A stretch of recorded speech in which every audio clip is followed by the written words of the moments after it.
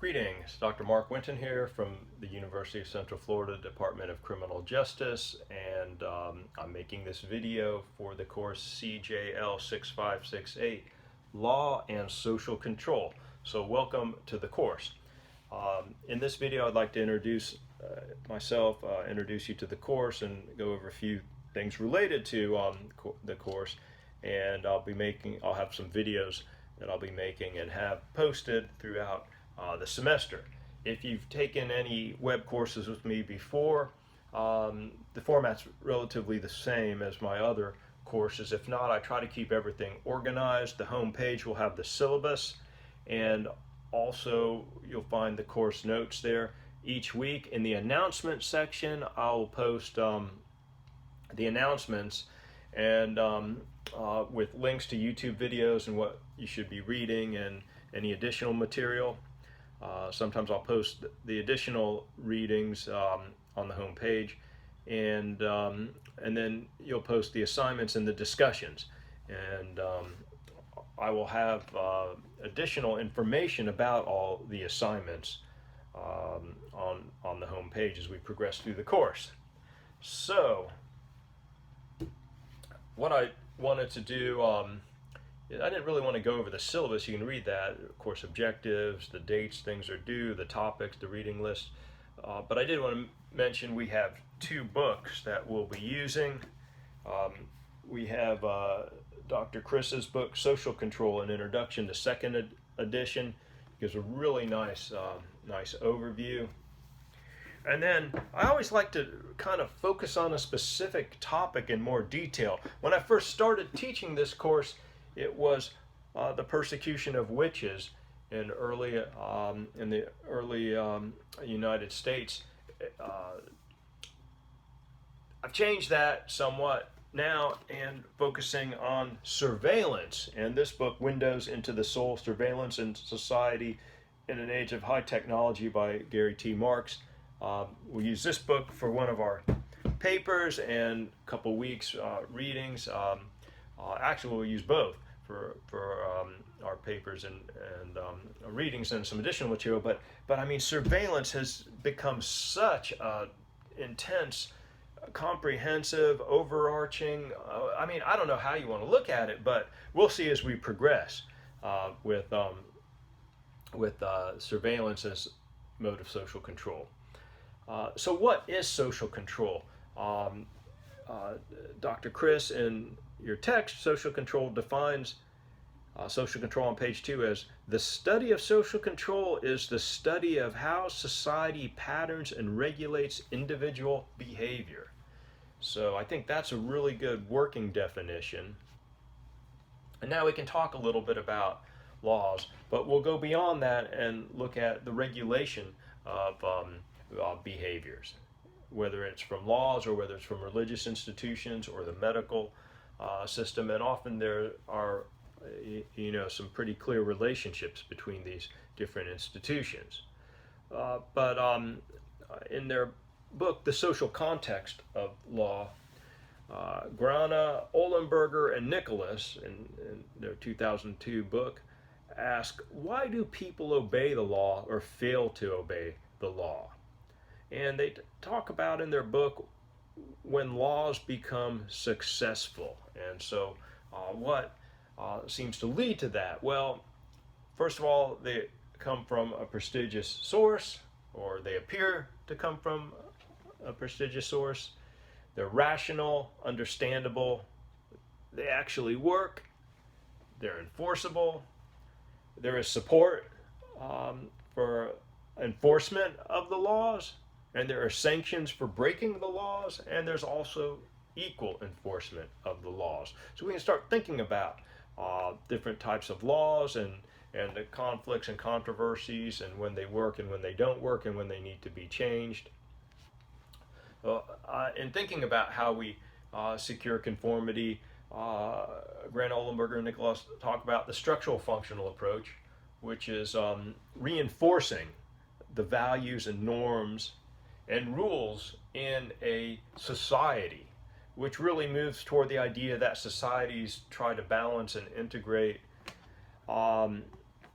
some of the major theorists from that perspective would be, for example, Emil Durkheim and Talcott Parsons, two very well-known sociologists.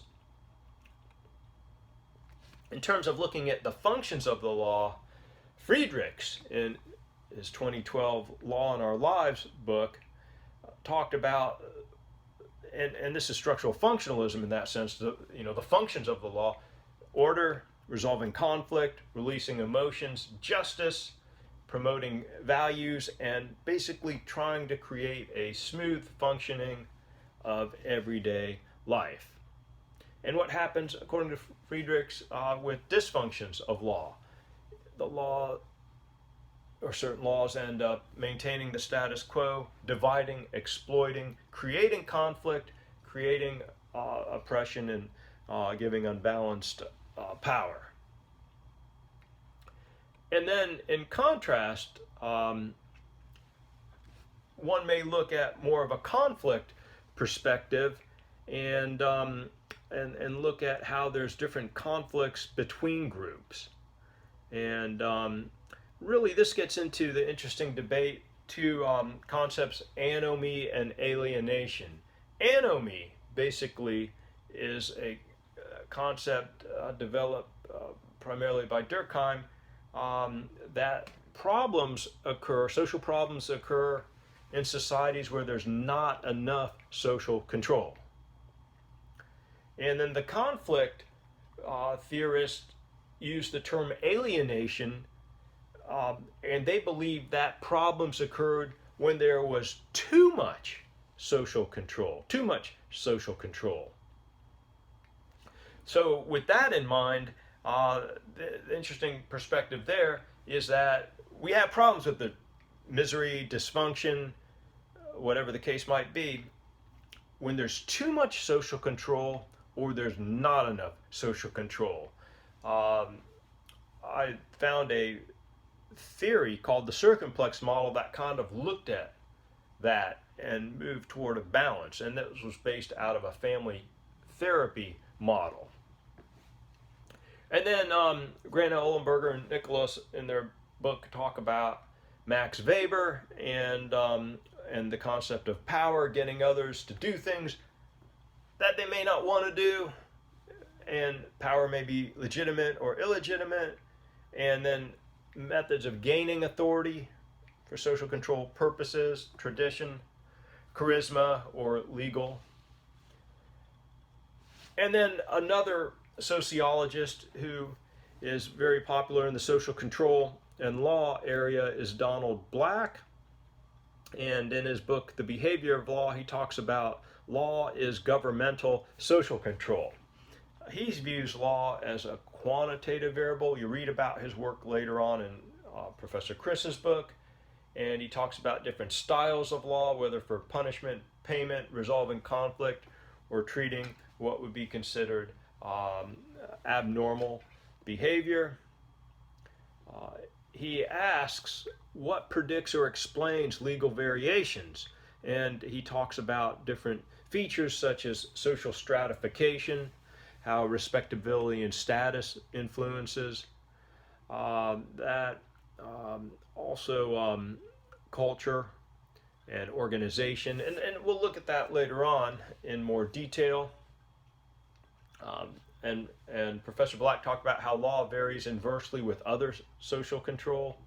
So the quantity of law varies, and of course then there's other schools that look at law and social control. For example, economic schools of thought, feminist schools, postmodern, interpretive, narrative, and we'll see some of that throughout the semester as well.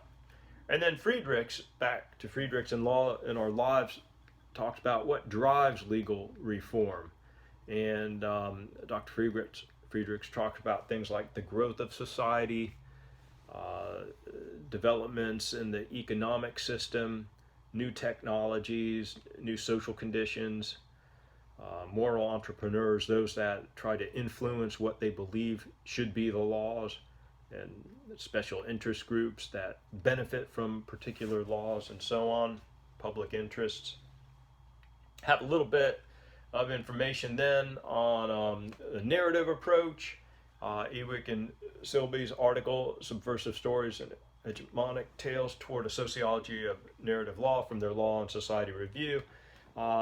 They talk about how narrative perspective looks at the past events and characters and the order and how the characters related to each other. And they look basically at stories that occur.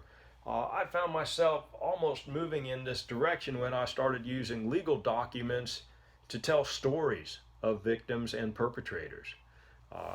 Really moving more into a narrative approach and not even realizing it at the time. I was more interested in looking at the theoretical aspects, and then all of a sudden I realized, well, I was doing some probably narrative research. Didn't even know it. And then the dramaturgical approach we can use to analyze crimes, but also trials as ongoing dramas or plays, looking at things. And Goffman talked about this in his 1959 book, The Presentation of Self in Everyday Life, but looking at things like roles, performances, actors and actresses, stages, scenes, scripts, audiences, identity symbols, the presentation of self and stigma. If any of you have have to go to court as part of your work, which I had to do in my early career, you saw a lot about all this and trying to make sense of it. I never really liked going to court. I didn't like the adversarial nature, and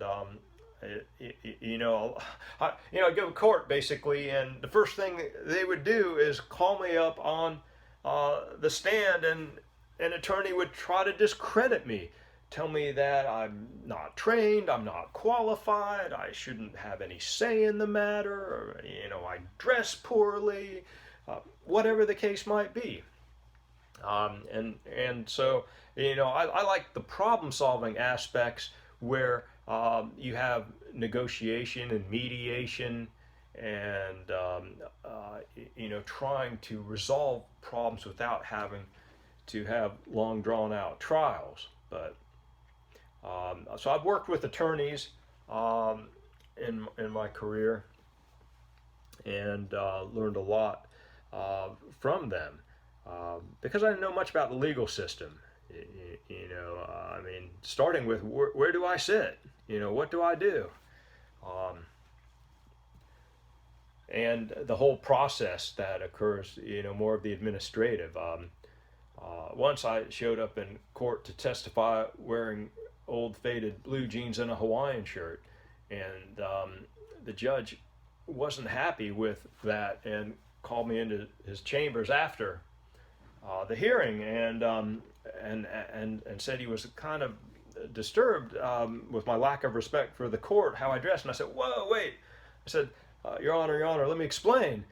I said I would never, ever disrespect a court wearing a Hawaiian shirt and faded jeans. I'd come in my polyester leisure suit with matching vest. Now remember, this is the 1980s.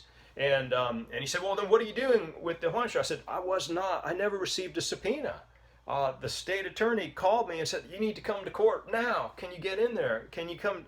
And I said, I was 10 minutes away at the hospital, and I rushed over as quickly as I can to testify in this case, or to provide the information in this case that was needed. And he said, well, thank you. I appreciate you.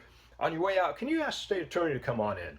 I said, sure, and left. But that whole incident stuck with me, 30 plus years later. It ended up being kind of humorous in that sense. So anyway, the dramaturgical approach, that's kind of an interesting way to analyze a court case as an ongoing drama or play, using those concepts that come out of the theater. So, do laws tell us what's moral or immoral? Do laws tell us what's ethical or unethical? How do we decide what should be considered legal or illegal? And how do we decide on how to punish? And how does this all vary by time and place? And I think that's probably one of the reasons why I really started thinking about surveillance and social media and online crimes. Part of it may be a fascination of just the changes I've seen over time.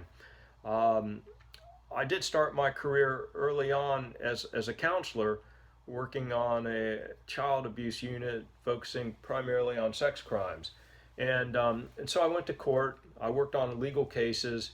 I also interviewed people who engaged in illegal activities. I worked as a therapist with people who engaged in illegal activities as well, and rehabilitation.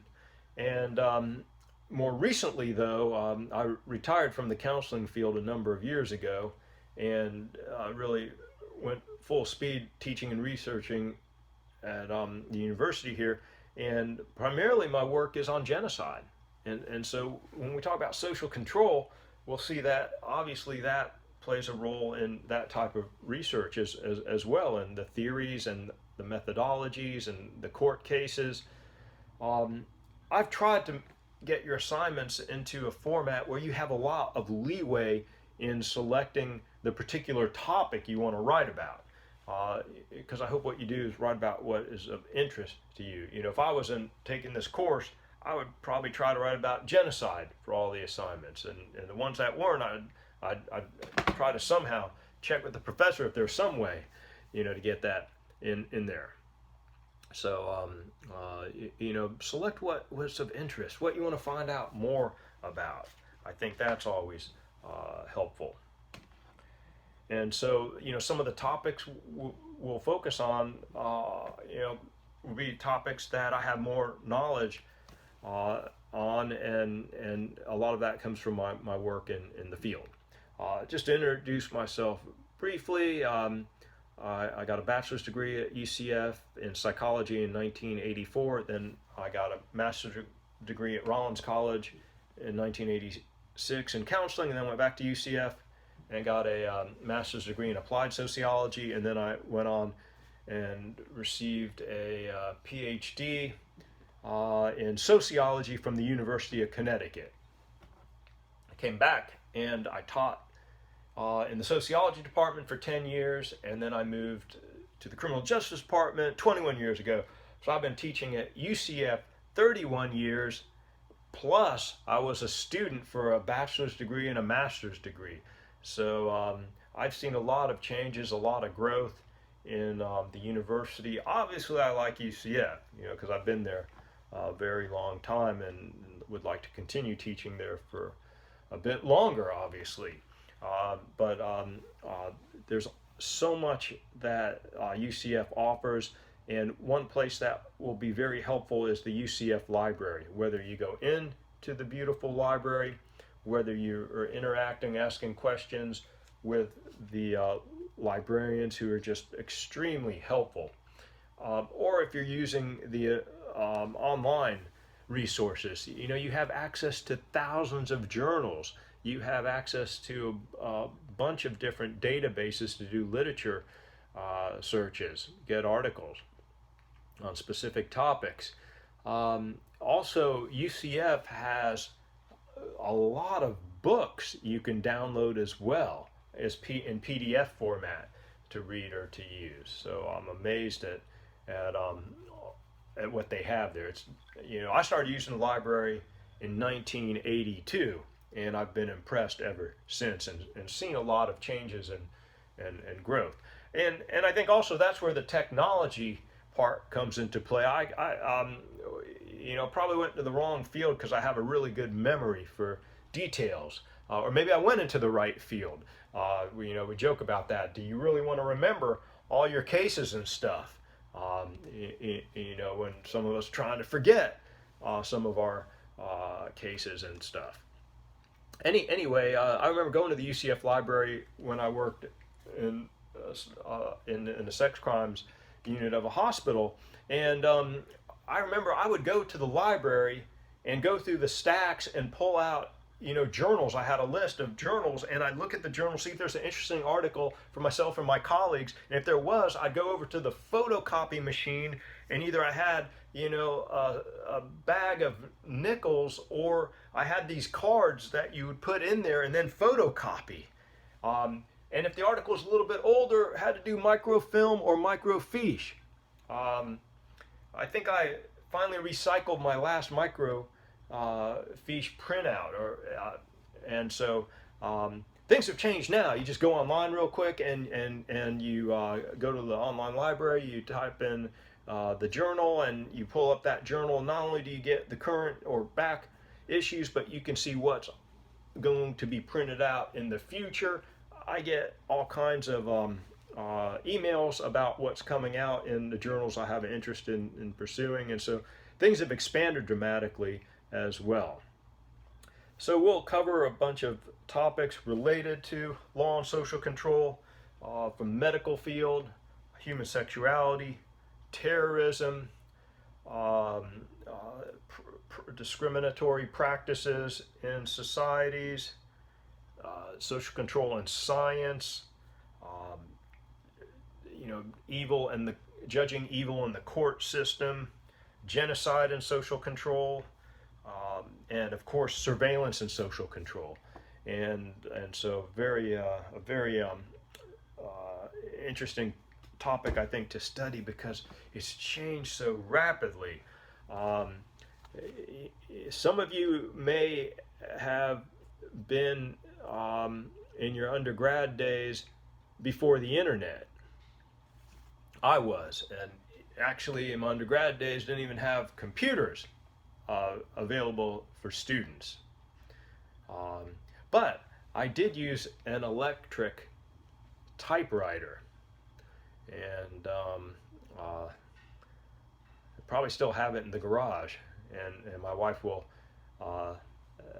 ask me why, and I'll have no rational explanation, because I don't think I'm ever going to use it again, and it's probably rusted. But nevertheless, think about the changes that have occurred, and think about the changes that have occurred not only in the court system regarding processing of cases, or in the law enforcement or correction systems in how you take care of cases, but think about how technology has impacted what we do on our everyday basis. I mean, wow, things are videoed constantly. People are on video, whether it's a video that's placed by officials in a public or a private location, or if it's someone, I was going to say recording on the phone, and I'm thinking, where's my phone? Oh, I'm recording this with my phone right now, so I can't pick up the phone and show it to you. But nevertheless, I can record anything from cats jumping around to people outside, running or doing things they should be doing or shouldn't be doing.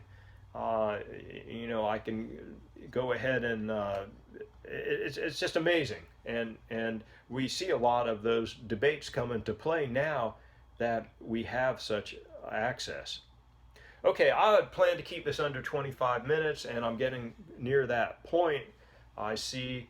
And so I want to welcome you to the course. If you have any questions, comments, concerns, anything related to the course, just email me anytime and I'll get right back to you. And I welcome you all to Law and Social Control. Thank you.